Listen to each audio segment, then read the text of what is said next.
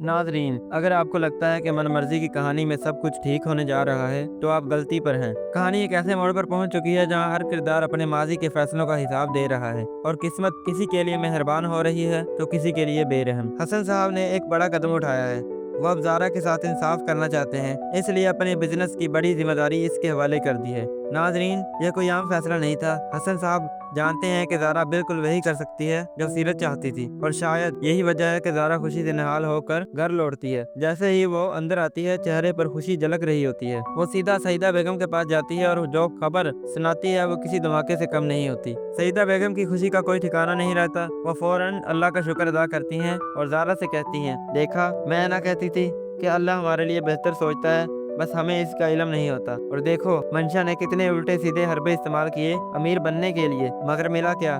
सिर्फ जिल्लत और रुसवाई। लेकिन तुमने ईमानदारी और मेहनत से अपना मकाम बनाया और आज अल्लाह ने तुम्हें इसका बेहतरीन सिला दिया है। मगर नाजरीन, ये कहानी इतनी सादा नहीं, क्योंकि ज़ारा के दिल में एक और सोच पल रही है। वो अपनी फुप्पो से कहती है, फुप्पो प्लीज हर बात में मंशा का जिक्र मत किया करें। अगर आप जानती हैं कि वो तकलीफ में है, बेबसी में है, अगर उससे ये मालूम हो गया तो इससे और ज्यादा दुख पहुंचेगा। लेकिन सईदा बेगम का जवाब सख्त था और शायद सच भी था। दुख पहुंचे या ना पहुंचे, मुझे कोई फर्क नहीं पड़ता। मैंने फैसला कर लिया है कि वो लड़की हमारे घर का सुकून बर्बाद नहीं करेगी, और तुम भी ज़्यादा जितना हो सके उससे दूर रहो। वो बहुत चालाक और मक्कार है। नाजरीन, आप जानते हैं कि मंशा कहाँ है? वो करीब ही चुप कर ये सब सुन रही थी। अब मंशा के पास करने को कुछ नहीं बचा सिवाय दूसरों की बातें चुप कर सुनने के और कोई मौका ढूंढने के जिससे ज़ारा को नुकसान पहुंचाया जा सके। लेकिन हकीकत ये है कि मंशा खुद को तबाह कर रही है। वह जहाँ जाती है लोग इसकी बुराइयां करते हैं। ज़ारा की तारीफ हर कोई करता है, मगर मंशा इससे तो इसके अपने वालिदैन भी मोहब्बत नहीं करते। इधर हफ्सा बेगम की आंखों से आंसू नहीं थमते। हैदर साहब जब कमरे में दाखिल होते हैं तो वो अपनी बीवी को रोते हुए देखकर तड़प उठते हैं। हिफ्जा, मैंने तुम्हें कहा था इतने बड़े बड़े बोल मत बोलो। देखो तुम्हारी अपनी बेटी के बगैर तुम्हारी जिंदगी कैसे हो गई है। तुमने जो कसम खाई अब वो तुम्हें अंदर से खाए जा रही है। मगर हिफ्जा बेगम की तकलीफ कहीं और है। मैं इसलिए नहीं रो रही कि मंशा से मिलना चाहती हूँ, मैं इसलिए रो रही हूँ कि मैंने अपनी बेटी को कितने प्यार से पाला था, मगर इसने बदले में मुझे क्या दिया? सिर्फ तकलीफ। और हाँ, मैंने ज़ारा का हमेशा ख्याल रखा, मगर अपनी ही बेटी को नजरअंदाज कर दिया। आज ज़ारा कामयाब है, मगर मंशा वो कहीं नहीं है, ना हमारे दिल में, ना अपनी जिंदगी में।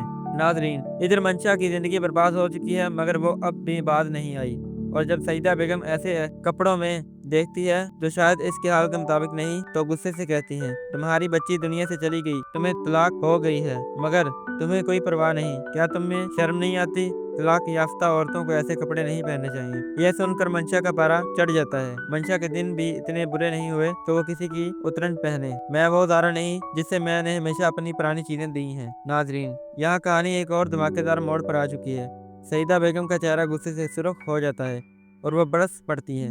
रस्सी जल गई मगर बल नहीं गया। सब कुछ खत्म हो गया, हाथ खाली रह गए, मगर जुबान अब भी कैंची की तरह चल रही है। तो क्या मंशा की कहानी यहीं खत्म हो जाएगी, या वो ज़ारा के खिलाफ कोई नया वार करेगी? और क्या हिजा बेगम वाकई अपनी बेटी को हमेशा के लिए माफ नहीं करेंगी? नाजरीन, ड्रामों का सफर के साथ जुड़े रहिए, क्योंकि आगे कहानी में बहुत कुछ होने वाला है। अगर आपने हमारे चैनल को अभी तक सब्सक्राइब नहीं किया तो अभी बेल आइकन दबाएं और आल के बटन पर क्लिक करें। अल्लाह हाफिज।